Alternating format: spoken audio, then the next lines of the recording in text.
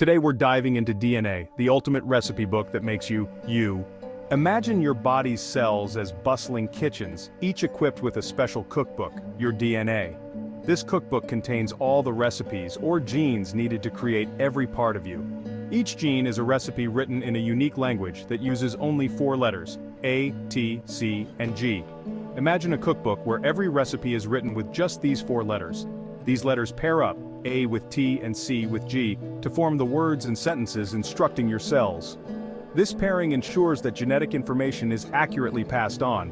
It's like a complex puzzle where each piece fits perfectly with its partner. So what are these recipes for? Proteins.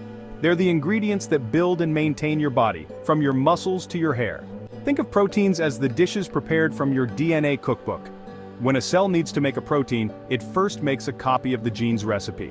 Just as you would write down the ingredients to make a dish, the cell transcribes the genetic instructions needed to build a protein. The DNA recipe is transcribed into messenger RNA, or mRNA, essentially a working copy of the gene. The mRNA then carries this genetic information from the DNA in the nucleus to the ribosomes, where proteins are synthesized. The mRNA then travels to the ribosome. Compare it with the cell's kitchen counter. At the ribosome, the mRNA's recipe is meticulously read and translated. This is where the magic happens. Transfer RNA, or tRNA, plays a vital role by bringing the right amino acids, the essential building blocks of proteins.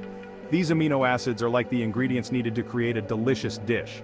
The ribosome then follows the mRNA instructions to assemble the protein piece by piece, ensuring that each amino acid is added in the correct order.